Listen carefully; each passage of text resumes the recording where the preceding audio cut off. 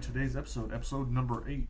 I wanted to do this episode a long time ago. We've had this footage. The footage that we're going to share today was taken in, some of it was in January when we went to San Diego, but then November was when we went to 29 Palms.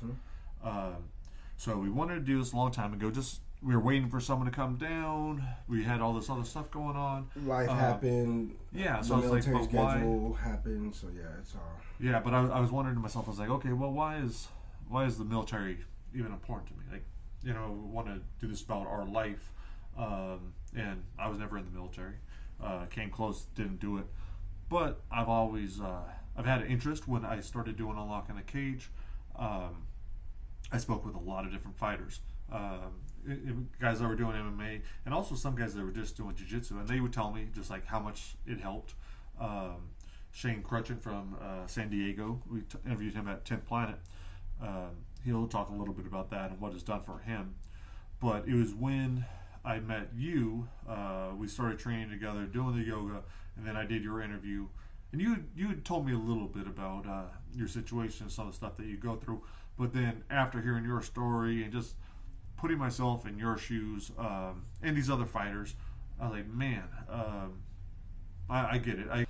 But seeing how much jiu-jitsu and yoga helps you, understanding how the martial arts helps anybody, like it's going to improve your life. Yeah. If you're like or a sport, you know, you can get it from other things, but martial arts isn't going to make your life worse unless you go to a terrible place and terrible instructor, all that kind of stuff. So I understand that, and I understand. I was like, oh, of course it's great for our military, and we would want this for.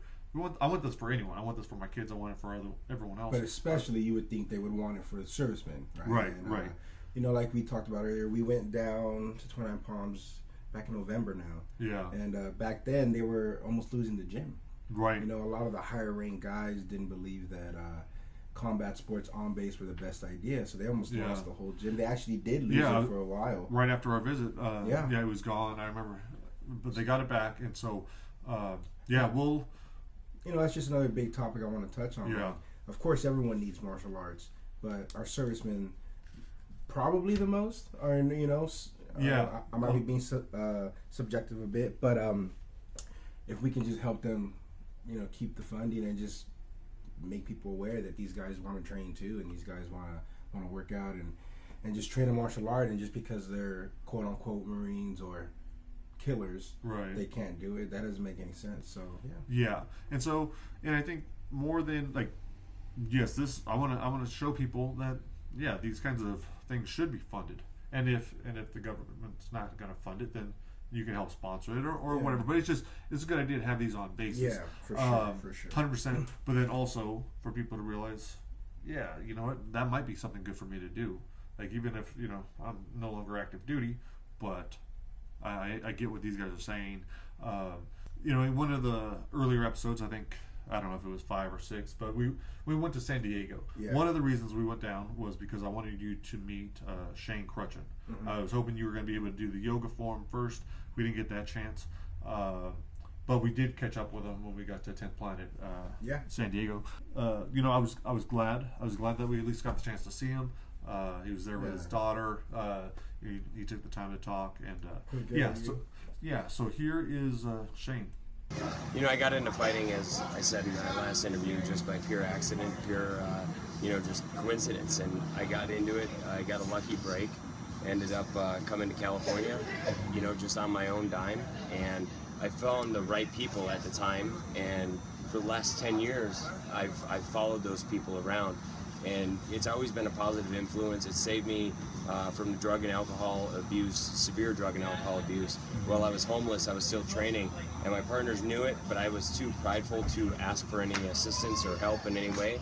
They actually came out and gave me an avenue to get back on my feet in a positive manner. So, I mean, fighting in general has, I attribute fighting and jiu-jitsu saving my life. And maybe to even let them know, how heavy were you? You lost an incredible amount of weight too, right? I mean, originally after I was hurt in the Marine Corps in 2004, I ballooned up to about 262 pounds was the heaviest that I was ever on a scale at. Wow. I ended up losing over 100 pounds. I've now consecutively fought in 5 different weight classes. I fought in World Series of Fighting most recently, and that was at 145 pounds. So, you know, That's awesome. that's a human being that I've lost. You know, the reason why I gained so much weight in the first place was severe depression, feeling like I had nowhere to go, nowhere to be, nobody cared about me. You know, it wasn't a healthy way. I got up to 262, but you know, just zero exercise. I knew I got too heavy the day I tried to walk up a flight of stairs, and I was out of breath. Coming from being a childhood wrestler, middle school, high school wrestler, and then going to the Marine Corps and being a prideful Purple Heart recipient, all of a sudden here I am, and I can't even walk up a flight of stairs. Something's wrong. Something's got to change. This would do for other, for active duty guys. So guys that are in service right now, what do you think having access to grappling in a Fight Club would do? Would do you think it would be a good thing for them? I think, you know, just having access to grappling or MMA or just some sort of physical activity. Number one, yes, you have your brotherhood in the military, whatever branch of service you're in. There's always that brotherhood or the camaraderie, whether you're male or female. But once you get into an MMA team or a jiu-jitsu team, and you really find that home, and you can call it a family, it's even more meaning than you've ever felt in the military. You know, in the military, I loved my brothers. I still do to this day. I never will stop that. But I've never felt more at home than every time I can walk in my gym. Not everybody knows my name, but the people that do, it's always open arms. Anything I need, I'm there. They're there for me, and as I am for them.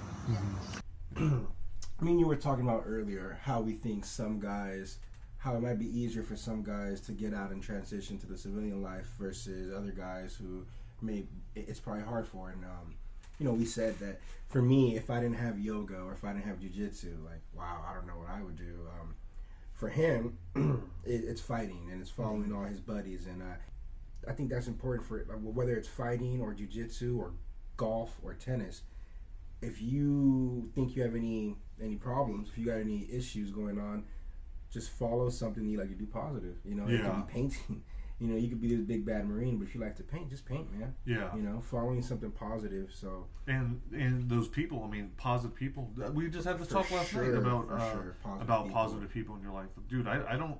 If someone's negative, I just won't hang out with them. Yeah. I don't want to be. I'm like, this is not in my life. Yeah. He said following his positive influences, whether it was people or things that he likes to do. I think that's important in the healing process as far as Marines, Army, any type of stressful situation, anything. No, I think there's a lot of guys like Shane, and I met and I have a lot of friends like Shane, and as far as the depression and ballooning up and gaining weight, I mean, I've been there. I did it myself. I got really heavy and then came down, but I think what we can take is just look where he's at now, fighting at 145 when he weighed 262 on a scale. I mean, if you can't learn something from that dude, and that, you know, going through what he's gone through as far as getting a Purple Heart, being wounded in combat, you know, most likely seeing some of his buddies.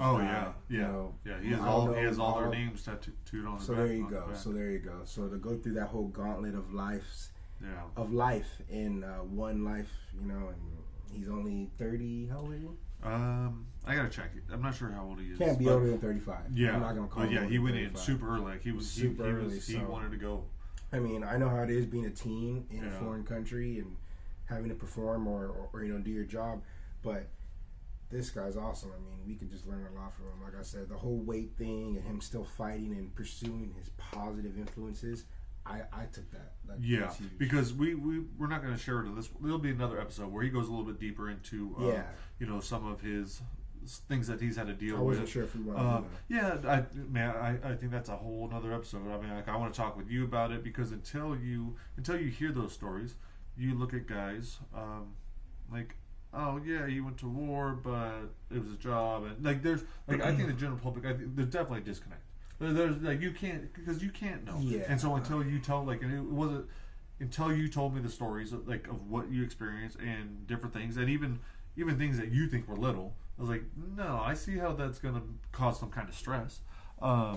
You know, and I don't want anyone thinking that we're saying anyone that goes into military has PTSD or anything like that. I'm just saying military. Right. It's a foreign, like, it's stress, like whatever.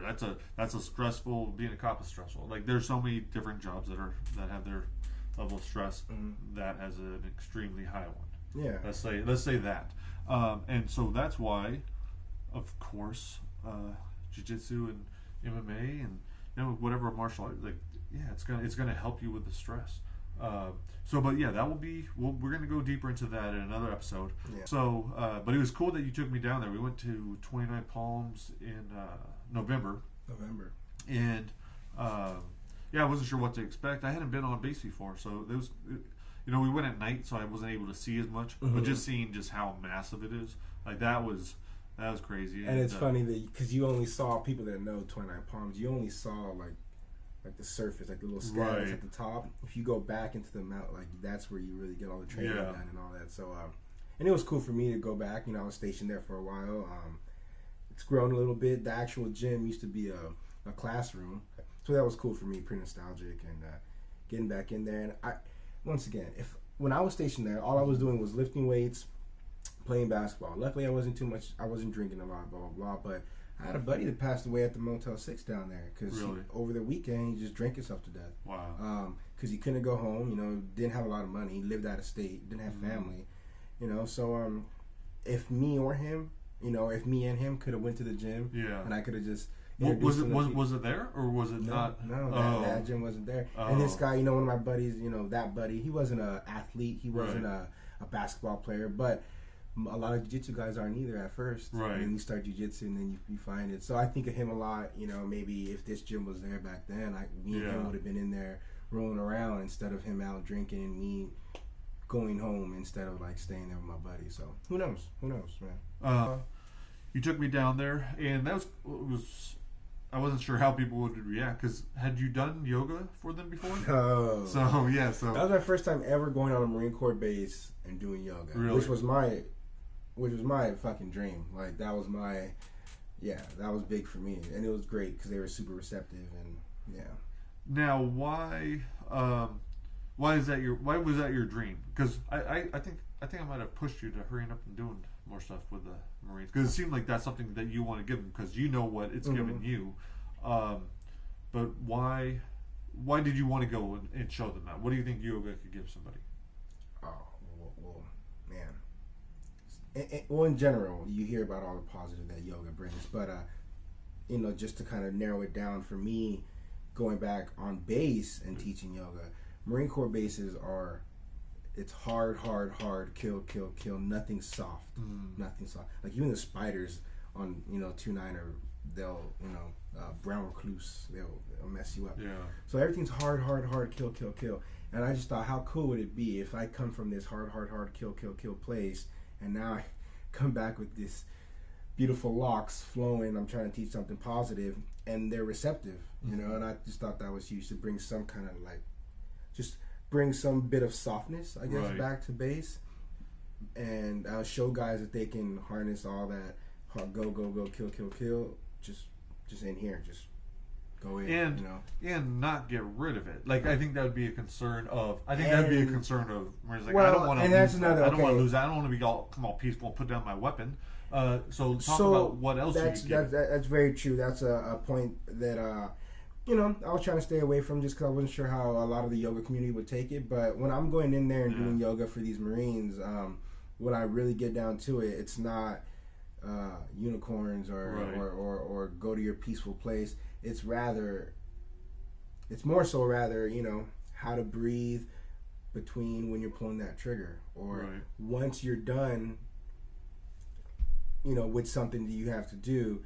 How do you bring yourself back? How do you continue to, how are you listening to me as I'm telling you to put your right hand down as I'm walking you through what might have been a stressful situation for you? So guys come to the class, and we're all vets, so we go deep. It's like, okay, after we pulled the trigger, now what? And this whole time I'm talking to them, they're doing yoga poses and flows. So they're thinking about the traumatic event, but yet they're still going through yoga flows and movements, warrior poses, up dogs, down dogs. And with all the breathing, I think that it takes us to that panic stage where a psychiatrist might want to try to break walls down or something like that. It takes us there and then just allows you to fucking breathe through it. Breathe through it. You keep listening to my cues and commands. At the same time, you're thinking about what happened when you were pulling that dude out of that Humvee, or when you saw your buddy get dropped. What, go back, and I think we talked about this, we hit this, but kind of rewire our brain to kind of, instead of go to a stressful place, instead realize that our mind's taking us there and kind of breathe through it and come back. Right. If that makes any sense. Oh no, that totally might be rambling. No, I think that makes. I get it. Yeah. That's why I try to do that all the time. Because that was my thing. It's like, well, how are you gonna convince people that yoga would be good for guys that are active duty that are about to go fight? But no, I mean, you lower that stress, and they talk about it too, about like it's always there. I mean, so if you find a way, and then also. Improving them but it'll make them better soldiers. And luckily, luckily servicemen are very receptive of their own. Like they know I was there. I got a nice warm welcome. Actually, the guy that helped start the whole gym, Staff Sergeant Fulgencio, was actually one of my staff sergeants when I was in active duty. Oh, really? And so it was pretty cool. He actually came back and they surprised me. He was there and hugged him. It was just a cool thing to see that I knew this guy. And now he's starting this, and now I'm coming back to help these guys. So, I forgot. Oh, my point was that, servicemen are really receptive of their own, and for them to just listen to me and close their eyes and let me take them there. And then I think it's just, we're all programmed to work hard, and if you know you're going to if you respect someone you're going to follow, then they're willing to do whatever. So, I believe we have some footage. Do you have that? I do. Yeah. So we'll throw some footage. I had some, but I was like, that's boring. Yeah. No, so who wants to watch a bunch of Marines doing this? Posing. It looks pretty funny too. Because in the middle of the mat, there's a knife and a rifle. Oh, when you guys were all airplaned over, each other. But I was like, but that was cool. For them to give you that, that's not an easy thing. I was doing yoga in my basement, like just door closed, no one watching, no way. Yeah. So for these guys to do it in front of their peers, so that was cool, and I think they dug it because then you guys went straight into you ran through some drills and some rolling. I didn't do it. I kind of wanted to, but I wanted to get interviews in. No. So and it was cool because one of the guys, the first guy we talked to, I think he was taken off, like he was about to be out, right? Tommy Rowland, 25-year-old. I think he's out, definitely out. Is he out? Yeah, okay. Because last time I was there, he wasn't there. Yeah. But he was fighting amateur, so he already had some amateur fights. And just from the very first moment I sat down with him, I was like, man, you could just tell, like, just such a calm demeanor, and it was cool talking with him. So I want to run his clip for you guys. So hear a little bit about this Marine and what martial arts has done for him. Yeah. It was when I first started out with the martial arts. It was all about values. You know what I mean? Like we learned how to fight in self-defense, and that was the big thing about the style. But it was a lot about values. You know what I mean? Humility and you want to be a good man, a good person first, and then the martial arts would fall into place afterwards. And so it was more. What was explained to me is it starts off as a hobby, and then becomes a habit, and then becomes a lifestyle. So you incorporate those values, and they gradually become more and more part of your life as time goes on. And that was the thing that was really new to me. That's made the biggest difference. Getting involved in this business is not going to be for money, just because, as you get older, you realize you really want to test yourself. You know what I mean? I'm in the Marines. I'm in the Marines for a reason. You know what I mean? People have something to prove. I do feel it somewhere, and not to anyone specifically, just to myself. And it's just for the love. You know what I mean? I like seeing my best self, and I've realized over time that if I'm focused on fighting, I'm focused on my nutrition. You know what I mean? Everything in my life starts to fall into place. Things start coming together because I'm more focus-driven, more goal-oriented. So that's the reason why I like competing in amateur MMA. It's not necessarily for fame or money. It's just I really like what it does for me in my life in general. For me as a person, when I look in that mirror, I'm like, this is what I should be doing. This is what I love. This is who I am. A great outlet. I'm pretty mellow and calm person, impatient, at work, just because I get it out here. There's not much left after, a hard practice, especially when you're preparing for a fight. you want to eat, you want to go to sleep. There's not really much fooling around. You know what I mean? You cut back on the drinking and the smoking, all the distractions, and you really focus on the positive things and building yourself in your life. And for me, that's a really great thing, because I remember when this gym was in this Fight Club was in a hangar, a little Quonset hut type deal. It was colder than cold in the wintertime and hotter than hot in the summertime. It was a little mat that was always covered in sand. You had to sweep off the sand because the wind, sandstorms blow it out. It was a very humbling experience, a very humbling journey. The first couple of years that I was here, you just had very talented people coming in and out of this, every couple of years or so, because of the Marine Corps. But very talented people, and was no frills. It was all about the work. It was all about here do business, here train, here get better.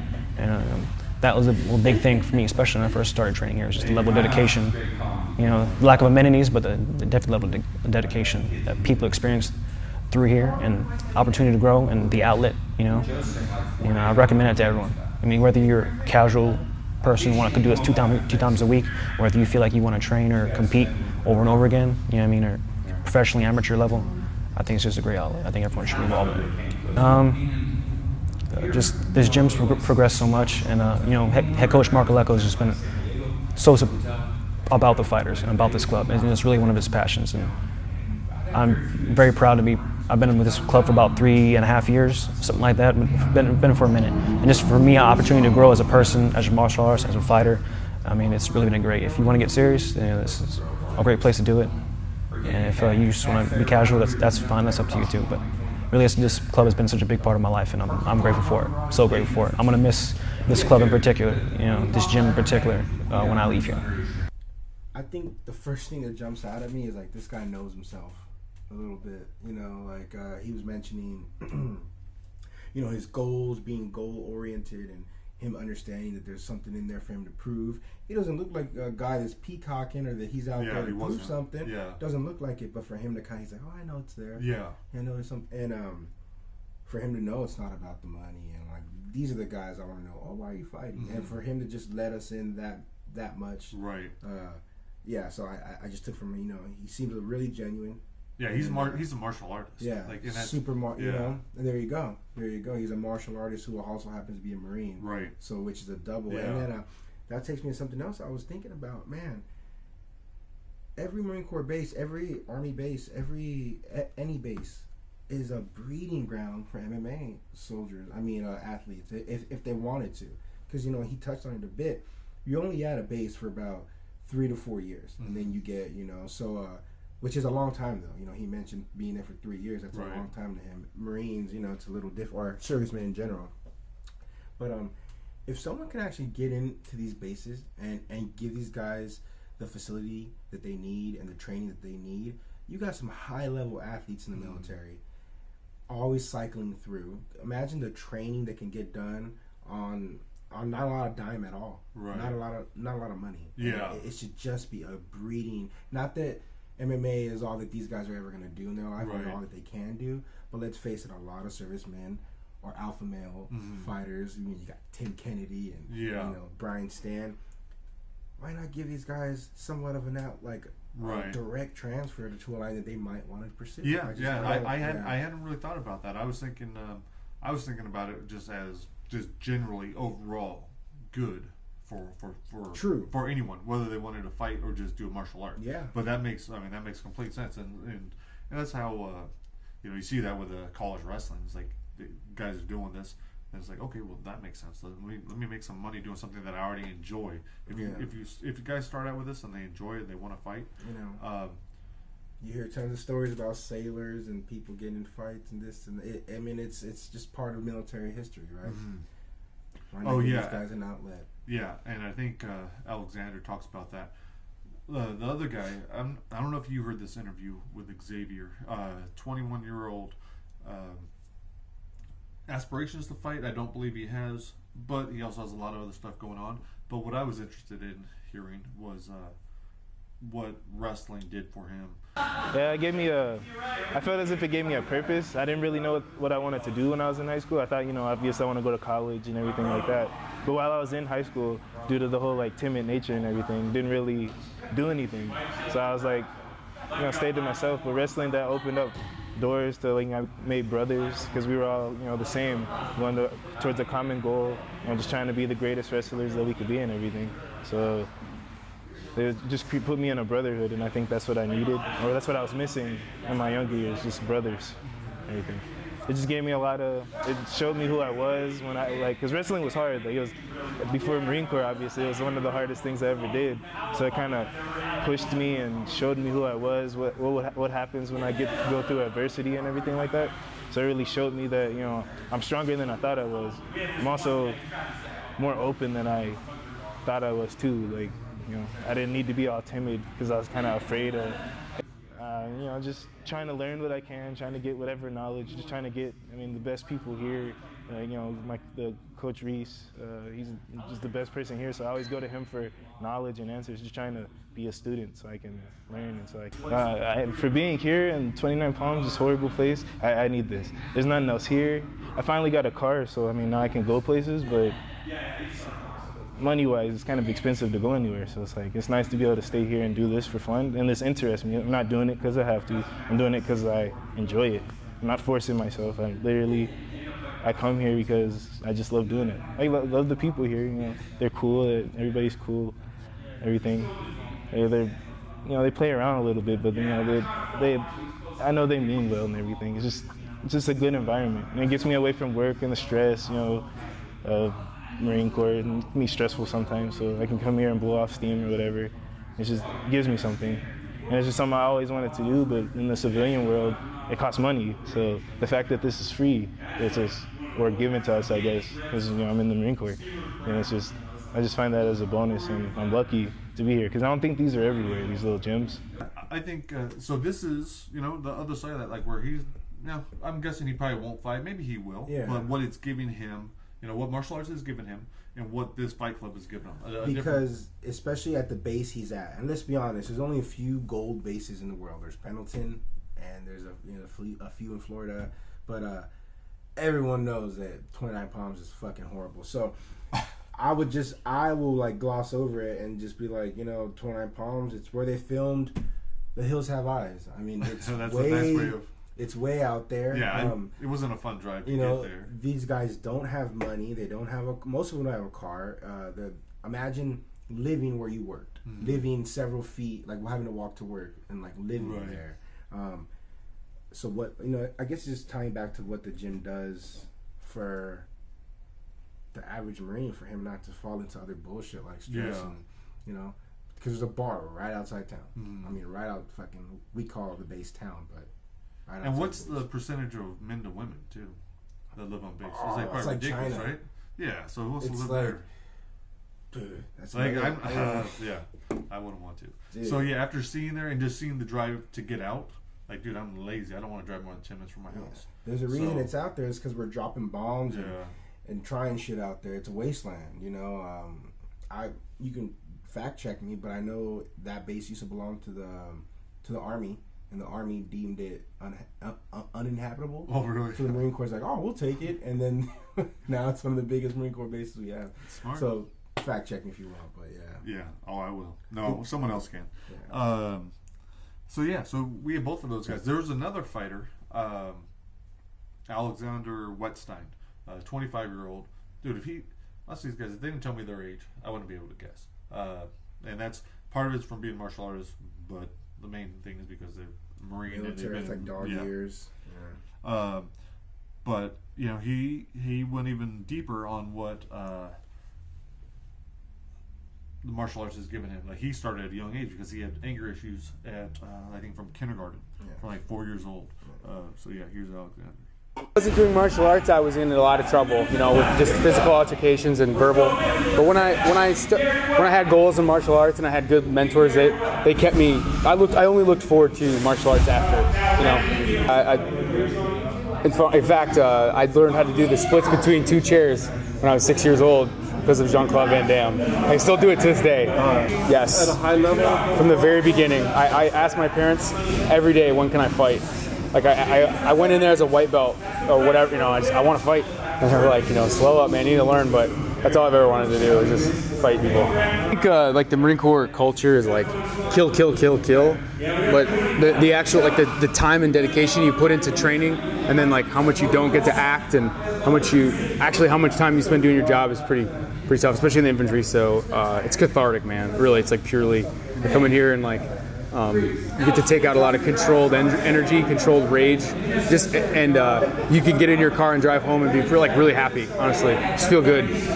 Training is a good way to supplement like not doing Marine Corps stuff, you know, and it definitely helps. But like, I definitely think like this is just, it's like a primal thing that I need to get out, and a lot of guys do. You know, you see a lot of guys in here, Marines, and they just want to slug it out. They want to train hard, and they want to get tired from fighting.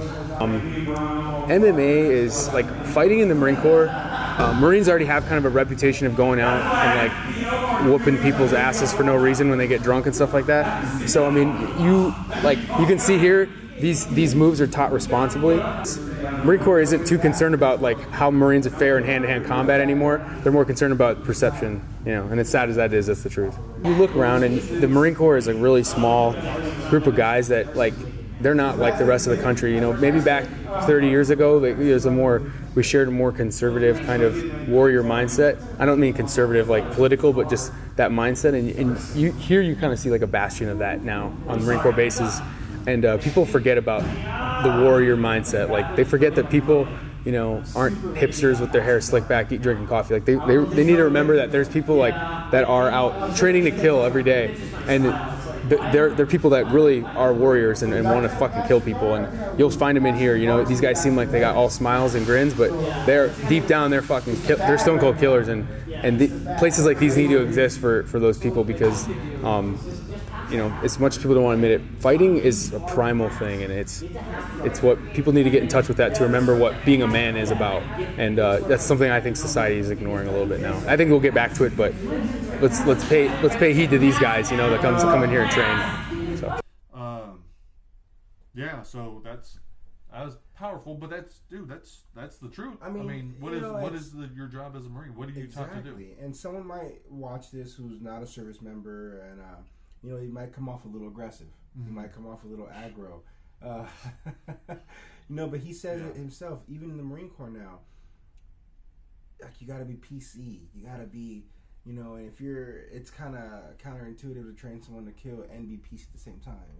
It's just hard. So, you know, he nails it. He says it, man. There's some guys in here who really just want to, you know, go out and kill people. Yeah. And they're in the right profession. Thank God they're not on the streets, and thank God they have an outlet. But it was awesome. You know, we got to sit down with the head coach, Mark Galetko, and here he is. Marine Corps at the time had a lot of boxing. They had battalion level, regimental level. I was in Japan, island level, Pacific, everything like that. So there was a lot of boxing. We don't really have that now, but this was back in the 80s. So, you know, the Marine Corps was rife with that. And then, you know, being in the Far East, there was other striking sports that interested me that I got into, and then I finally settled on Muay Thai after a while because I really liked it. So, and the thing about the Marine Corps, there's always somebody to play with. There's always somebody to, you know, spar with, to train with, and so, you know, that's why I stayed for 27 years. So I enjoyed that. And then after fighting Muay Thai for a while, I got injured, tore my shoulder, needed surgery, and I transitioned into coaching. I try to give them some of the experience I had with all my fights and my time fighting in different associations and different disciplines, and hopefully I give them that little bit of wisdom, you know, small bit that I've got to pass on to them. But it's really, they're probably giving me more than I give them, because I get the self-fulfillment of being around these young people. I'm not really crazy about people my age. I like being around young people. You know, my kids are in college now, so they're not home as much. I don't see them as much, so these kind of are my surrogate children now, you know. So. Do you see that the martial arts is actually giving them something? Absolutely, absolutely. I have Marines walk in here off the street with really no martial arts background other than maybe high school wrestling or being a high school athlete like a football player or something, and just wander in here. A couple of guys wandered in here tonight for the first time, you know, started boxing or started rolling with you guys, and they'll catch the bug and they'll go, and you know, you'll see, and they'll turn out like Cat and Tommy, where they get 3, 4, 5, 6 fights. You know, I've got a kid fighting in the UFC this week that started with me. He's fighting in Korea on Saturday. So he's come from being a high school wrestler and starting training with us in 2008 to fighting a co-main event in the UFC. So, you know, we're not taking credit for that, but we gave him a start. Now, how much do you think this helps guys with stress? I mean, I'm assuming there's got to be tons and tons of stress. It seems like it'd be a great way. So, yeah, we'll talk a little bit about that. It's invaluable. You know, it's invaluable. That Marines, and we have a lot of combat Marines with multiple combat tours. Not so many in here, but we have a handful, like myself, that this is stress relief. You know, it's a way to battle maybe some of the demons that some folks may have, and be around like-minded people. And you know, being a martial artist yourself, it's a stress relief. Just the energy that comes through here, and at the end of the day, you spent yourself. I even get tired just coaching. I'm spent right now from just running my mouth for 2 hours, you know. But you go home and you put your head on the pillow at night, and it's like you've emptied the tank, you know. So these guys, they get a lot from it, and the camaraderie of it, as you know. You know, being around not only Marines, but martial artists that are Marines. So, yeah, it's very invaluable. It's getting more and more acceptable. When we first started the team in 2005, I was a senior enlisted guy. I was still in active duty, so I could kind of throw my weight around behind the team. But we've run into higher-ups, colonels, sergeants, majors that don't care for this type of stuff. They're afraid Marines are going to get hurt. And believe it or not, more Marines get hurt playing basketball than they do rolling jiu-jitsu or sparring Muay Thai or whatever. So I would say about 85% to 90% of the leadership is on board. You know, they come to the fights, they come to the tournaments, they back their Marines. It's few and far between now, because MMA has become more accepted now over the past 10 years. It's become more mainstream, as you know. Everybody knows the UFC now. Back in 2005 when we started this, it was like, oh, what are you guys fighting in a parking garage somewhere? They thought it was a Van Damme movie. Are you fighting in an empty swimming pool somewhere? You know, or something like that. But now it's more mainstream. Everybody knows Dana White and Ronda Rousey and John Jones and so on and so forth like that. So they're like, oh, okay, great. And it's a place, I mean, you see we had 20-some guys in here tonight. So they're not sitting in a room playing Xbox. They're not drinking. They're not out running in the Ville. You know, they're training. And when they're done here, they're probably going to bed, because they pretty much emptied the tank here tonight. You know, they eat and they go to bed and they go to work tomorrow. So it's good. Now, I'm just blessed to be able to do this. My big thing, as these guys know, is to never have these guys pay for anything. So we have a free training facility by the grace of the Marine Corps. I've managed to raise money through sponsors and fundraising events to where our guys go to tournaments and we can pay for it, the team. Nothing comes out of pocket. You know, like recent cat competed this weekend, that came out of the team fund. They didn't have to pay the $80 or whatever. When we do have MMA fights, we make money off the ticket sales, so that comes back into the coffers. We've got some clothing sponsorship that we can outfit these guys in fight shorts and rash guards. So that's my big thing, is to never have any of these guys that don't make a lot of money, even the staff NCOs and officers still don't make a lot of money, pay for anything. They got a free place to train. Because I have a lot of guys that leave the team, either go to the civilian world or another base, and they have to pay to train. They come to a place like where you are and they have to pay. Or, you know, they go to the civilian world and they have to pay for a gym to train strength and to train martial arts. And they call me back like, Coach, it costs me $85 a month to train. And I said, yeah, you guys didn't know how hard we work to keep this free here, you know. So we're blessed to, you know, to have these kids, and they keep me young. You know, they're fun to be around, you know, and we're just blessed. We're blessed to have each other. You know, they think I do a lot for them, but they don't realize how much they do for me too. So, yeah, it's good. Okay, what I want to say really quick is, right, so we got to see a little look at this place and what it's given these individuals. This is a small sampling. Yeah. Like, how many guys were there that night? Maybe 30 or so or more. Yeah. I would almost guarantee, I would bet that all of them are getting something valuable from it. It's helping them. Yeah. That's why they're there. That's why they're working out. You know, so I think it should be there. It is valuable. They don't have funding, right? So they don't have, and not the funding they deserve. So, you know, I'm not quite sure how it works, but all I know is what these guys do is, like, they're basically like a high school football or basketball team. They do car washes, they do fundraisers, they go on hikes, and they do all these. You know, and that's how they raise their money. So they're out there not only training, but they're out there hustling and doing fundraisers and charity events and stuff like that to raise money. So, I mean, I've been in the service. I know the money's there to just, you know, kind of help these guys. Yeah, and hopefully, like he said, you know, hopefully the higher brass and some of the colonels and generals will kind of start to really back some of these small operations like he's got going on over at 2-9. Yeah, and if they aren't, I mean, that's awesome that they have what they have. But if you want to help them, people can reach out to them, sponsor them, whether it's the gym or fighters. Yeah, doesn't hurt to have your logo on the back of fighter shorts. Everyone loves servicemen, right? Yep. Yeah. But yeah, so I think. All right, so let's go to okay, how beneficial it is to them. What do you touched on it earlier, but what do you think it would have done for you if you were active duty? Would it have been good to be able to have that?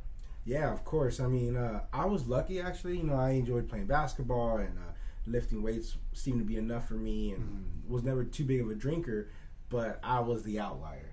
The majority of Marines, it's just about drinking, fighting, or I don't want to say Marines in general. The majority of teenage men who are in the service, let's say that. So yeah, if I would have had this, and I mentioned one of my buddies earlier passed away. If we could have both just went to the gym and rolled, and maybe he didn't like baseball, football, or basketball, but maybe he would have liked to choke people, or hit a punching bag, or have someone hit mitts for him. That would have been huge. And he said they started somewhere in 2005. I was in the Corps, but just the popularity, like no one knew about it. They weren't like it wasn't. That's what I was wondering earlier. I was like, no, they were there. They were there, obviously, but they weren't in that building. They were somewhere else. He had mentioned they were probably smaller, and they were probably only for like actual members of the base. When I was there, I was a student. Oh, okay. So but if I would have known, I know I would have been in there. Yeah, I know it for sure. So yeah, it's huge, especially on that base. One thing I didn't ask him, but we talked a little bit about it at the arena MMA in San Diego, because they train. Who was it? They do training for some of the SEALs. Yeah, they actually do train for some of the SEALs and help them, with some more hand-to-hand type combat situation stuff. Yeah, and because, and I asked him too, like, okay, what level are these guys? What level is the average soldier? Does soldier apply only to Army, or is that? Yeah, but in general, people like to say soldiers for across. But yeah, soldier, Army, Marine, whatever. Army are soldiers, Marines are Marines, our troops are Marines. Let's say the average person getting out of boot camp or the equivalent, where is their hand-to-hand combat I at? say a white belt all the way around. See, and that's terrible. Why would you want that? Like maybe that's not a big part of battle. Maybe it's not important anymore. Maybe everything's done from a distance. But just having that confidence as a person, like what that does for not needing to fight anyone else, because you could do. Not only have you exerted all this energy, but you can destroy this dude, and you're not even like, I want to do that. I think if you know how to fight with your hands, it's easier and you're more calm when it comes to pulling the trigger. Because if pulling the trigger is your only self-defense or your only means of defense, dude, sometimes I don't know. I think if you, especially like this might be off topic, but cops, like if you can't subdue a person with your hands, you shouldn't you shouldn't be allowed to have a gun. Right. It's just if you can't stop a man. Now I'm not saying weight difference, but if you're not confident with your body, how am I going to trust you to be confident with a weapon? Right. But going back to Marines, that was a weird tangent. No, it's true. Helping Marines. What were we saying? I lost it. About having that, if you were to improve, I think it would improve overall confidence, and just make them into better athletes, better soldiers, better Marines, better. Yeah, and the big thing is, emptying their gas tank. Yeah, this is a stressful job.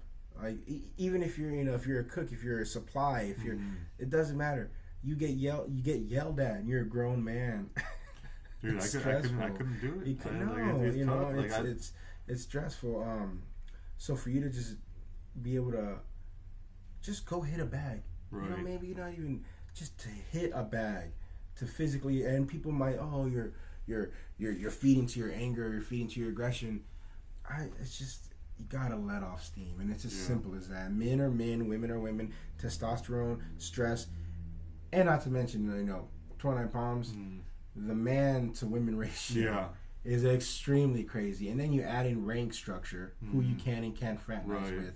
Wow, it becomes it's so you got all these youngsters just in a desert boiling. That's where they filmed The Hills Have Eyes. Oh yeah. So they're way up there. They're way out there, and you know, I know we're talking about 29 Palms right now, but in general, there's a lot of other bases in, you know, out there areas, maybe shitty areas, and dude, these guys just need a fucking outlet. Yeah, that's just, it's just that simple. It all ties back down to that. No, that's cool.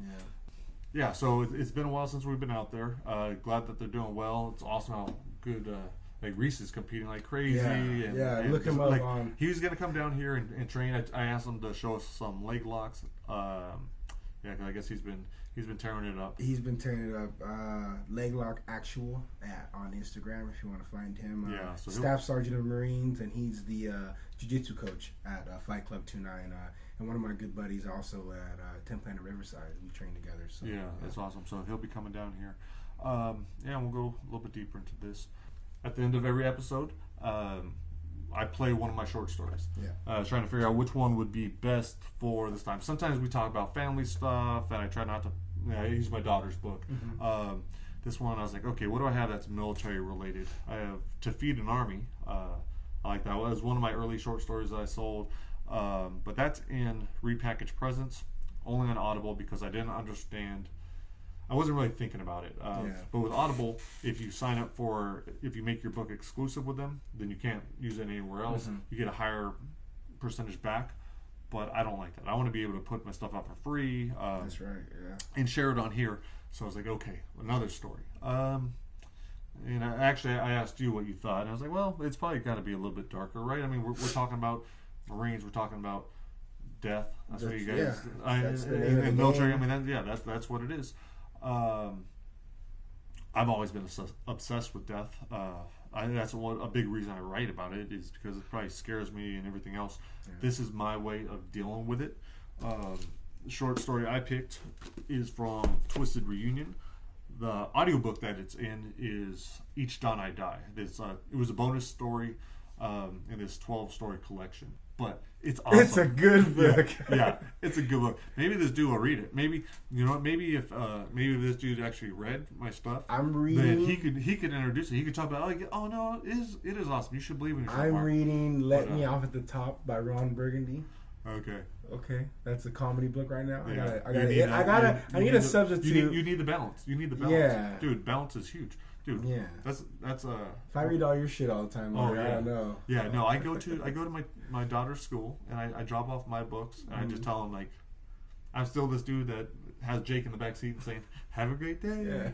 You know, I'm still the good dad. I was like I got this side, this nice peaceful place, and then I got the dark side. And I think sometimes we're ashamed. Dude, we had a great talk last night about everything. And I think sometimes we're ashamed of that side of us. But no, it's there. It is there. So check it out, Shades of Death. See what sides you see of yourself. Nice. I think definitely maybe a little bit of fear. That's good. Shades of Death. I wake, the concrete cold against my cheek. Everything's black. I can't see my hand even though my palm is touching the tip of my nose. I have no idea how I got here. I don't even know where here is. I'm indoors, that much I'm sure. I remember being at home, falling asleep on the couch. Somebody must have grabbed me. Maybe the feds. But I don't think so. This isn't a cell. I smell something cooking. Maybe chicken? Someone says something in Spanish. Julio must have found out I can't ever pay him back. Seems like my head would be sore from a knock on the head. Or I'd be groggy from being drugged, but I can think fine. I just can't see. I whisper, "Hello?" My voice bounces right back. There has to be a wall pretty close. I whisper again to the right and then straight up. Each time, the same echo. No wind, just my voice and the one in Spanish. It's a guy. He's laughing now. Or maybe he's screaming. And my eyes start to adjust. It's not completely dark. On the wall in front of me, there are the outlines of two large rectangles. It looks like someone carved through the wall with the thinnest laser, so just the hint of sunlight could tease me. I get to my knees. I'm not tied up. I stand and take a step to the left. The tile's cool against my fingers and a bit damp. I stick out my arm. I wave it back and forth as I inch towards the smaller rectangle. There's no sound other than my shuffling feet now. No laughter, no Spanish, just my hurried breath. I'm so close. I'm close enough to see the rectangle's a window with the drawn shade. The fabric's disgusting and sticky, and I imagine a web of a giant spider whose feet are silently scurrying across the ceiling. I know there aren't giant spiders that prey on people, but my mind prefers to think of eight-legged death than whatever is on the other side of the wall. As far as the explanation for how I got here, I'm guessing it's pretty bad. If it really is Julio, I'm fucked. I need to know where I am. So I tug and release the shade, and a bright fluorescent light from another room blinds me. I assumed I'd see a streetlight or some trees, somewhere to escape. It takes a moment for my eyes to adjust to the harsh light. The other room is larger. There's no furniture. There's just a naked Hispanic man cowering in the corner, his belly round and legs so spindly it looks like he might collapse. No sound carries through the window, so I can't hear his panicked yells as he waves his hand at the two snarling pit bulls in the corner of the room. The dogs bare their teeth, snap at the man. There's a speaker above them. The second I see it, the savage barking comes blaring into my ears. It's coming from behind me, another speaker in my room. I turn back to the window. The blue brindle drips bloody saliva onto the tiled floor next to a stringy piece of raw meat. The man moves in my direction, and I see where that morsel came from. He's missing a large chunk of his right thigh. The white bone glistens under a layer of shredded tendons and muscle. The man spots me. He's screaming in Spanish. The black pit leaps, clamps its jaws shut on the man's left hand. It tears through the index and middle fingers, gulps them down like a tasty treat. The man tries to run, pushes off with his injured leg, slips on the slick tiles, and hits the ground. The pit attacks, but the man kicks out with his good foot, nails the dog square on its nose. The other pit snaps at the man's mangled hand, but he draws it back just in time, punches the pit's massive head. Both dogs are stunned, and the man's back on his feet, hobbling toward me. He waves me away. His mouth's open, but I can no longer hear his screams. Someone's controlling the speakers. He's reaching to the left of the window, towards an outline of the larger rectangle. It has to be a door, but I don't feel a handle. Still, I brace myself against the rectangle. Sorry, but I can't let in the dogs. His contorted, sweating face is staring back at me. I can't look at him. On the back wall behind him are two windows, black shades drawn. In the middle of both, there's a door with a shiny silver knob. I point to it, but he doesn't seem to comprehend. The dogs are back after him. The black pit flies through the air, turns its enormous head to the side, chomps down on the man's right hamstring. The other latches on his arm, thrashes back and forth. The man keeps his eyes on mine, his jaw set and his brow furrowed as he drags the dogs toward the glass. The black pit loses its grip, then charges and bites down on the man's Achilles, snapping it in half. Somehow the guy keeps coming, bent over like an old man dragging a ball and chain. A chunk of meat tears free from his leg and he stumbles forward. His forehead slams into the middle of the window. I feel the faint vibration, but I still can't hear anything. His tortured face slides down the glass, leaving a trail of sweat and blood. He disappears below the window. The door shakes. I move back, put everything I've got into blocking it. Feeling like a coward, I yank down the shade and throw myself back into darkness. I slide down the door and scream, "Stop shaking!"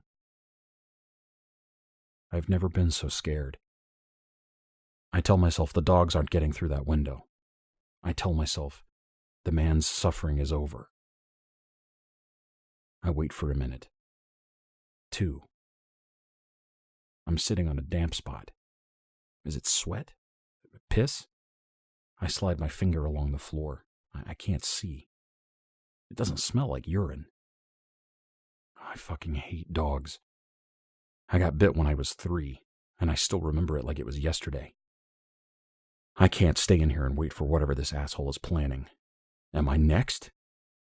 This isn't Julio doing this. He's fucked up, but not like this. I've got to get out of here. Why didn't I think to look around this room while it was lit? I could have planned something. Instead, I'm sitting here like a scared kid without a nightlight, not about to open that shade above my head. I'm not daring those dogs to attack. I get up, drag my hand along the wall. I hope I'll find a knob, a button, something. Finally, I find another shade. I don't believe in God, but I'm praying as I yank on the shade. The room's identical to the dog room. It has the same 2 windows at the back, each with the same black shade drawn and the same shiny doorknob. But this time there's an athletic 20-something lying on his stomach in the right corner. He's naked besides a silver necklace, his face buried behind the crook of his muscular arm. There aren't any dogs. I knock on the glass, hoping the guy can help. He doesn't stir. I back up and throw my weight against it. He still doesn't move, so I do so again, and something pops in my shoulder as I bounce off the window. He twitches. Come on, you big fucker, get up. The man moves his arm, uncovers his face. The entire left side flush against the floor. He opens his eyes and stares at me. I wave him over. Come on! With the side of his face still against the floor, the guy places both palms on the ground and pushes. It looks like he's doing some kind of push-up where he keeps his head close to the ground. His neck strains, and the skin on his cheek pulls. Half an inch. An inch. The skin continues to stretch. He jerks his head, and the skin tears, a large patch stuck to the floor, the rest dangling from the side of his face. As he gets to his feet and staggers over, I see his entire body is blistered, rivers of sweat running between the bubbles. The crucifix hanging from its silver chain glows bright over the man's chest. A crazed, deranged look fills his wide eyes. 2 more lurching steps and he falls to a knee. Patches of skin are missing from his forearm and thighs. Steam rises from his head. He says something I can't hear. I point to the wall. Try the door. He shakes his head. The crucifix burns brighter. The steam rising off his head thickens. My room is still cold and damp. Even the glass is cool. He keeps coming for me, waving me away from the window. His feet leave patches of flesh with each step. I spin away. The light from the furnace room illuminates the walls. There's the shiny knob. I can't see the door, only the knob. I grab it and twist it, but it only spins in my hand. It's hard to see in the shadows, but I can't make out any cracks in the walls, no sign of a door. I turn as the light dims. The blistered man's steaming silhouette fills most of the window, blocking out the fluorescent lights. I feel like an ass, but I wave him away and turn my back on him. He stays there for another second and then falls to his knees. The light in his room flickers out. My heart's racing. What the fuck's happening? Someone turned off those lights. When would my light go on? What's going to happen when it does? Maybe I'm just here to watch, but I'm pretty certain that I'm not just a witness. I keep feeling the wall, but there's no other door. There has to be an entrance here. I got in here somehow. Was it through the one with the dogs? I reach the corner and suddenly hear water. I keep moving. My foot splashes. I keep moving. The water hits my ankles. I keep moving. I'm back at the first window when the water reaches my shins. I drop to my hands and knees and feel along the tile. There's a current. It's coming from close by. I find the grate where the water's coming from. It's being pumped up from below. I place my ass over it, but it's not enough, not even with my palms helping to block. The water's at my chest now. I have to cover the vent. I strip off my shirt and wad it up and place it over the grate, but I still feel the water pulsing through. My pants are off next, even though I'm sure they're useless. I'm naked, and I think of the men in the other rooms. Were they forced to strip themselves just like me? The water's rising fast. It's at my neck. I have a minute or two before the room will be flooded. I paddle with my arms, push the water out of my way. The fuck do you want? I keep asking that, but there's no answer. I'll give you anything. Whatever you think I've done, I'll make it up to you, I swear. The water touches my chin, but I continue moving. The bright outline of a rectangle blinks to life in the middle of the back wall. It's the lower third shimmering under the water. I start swimming. I'm a few yards from the wall when I surface and take a deep breath. The water doesn't seem to be rising, but there's a hissing sound, and the pungent smell of chlorine sweeps over me. I write it off as chemically treated water. Take one more breath. The metallic taste of pepper and pineapple stings the back of my throat. My scalp and face start to burn. I lower my head close to the water, shut my eyes. My face no longer burns, but the back of my neck does. I've seen enough of the History Channel to know what chlorine gas can do. My feet can't touch the floor any longer. I just float. The water's stopped at the top of what looks like another window. I plunge my hand to pull the shade, but there's nothing there, only slick, unbreakable glass. I surface to breathe, and everything burns. Plunging deeper, I feel relief. The shade shoots up the other side of the glass, and a woman, someone I've never seen, stares at me. She's still clothed. It's just starting for her. I scream for her to help, and I point to the glass, tell her to get something to break it, but she backs away. My ears are ringing. I try to float to the surface, but the water's at the ceiling. I keep my eyes locked on the woman's. She only takes another step back from the window, and I don't blame her. Maybe I'm her first window. Maybe she'll find a way out.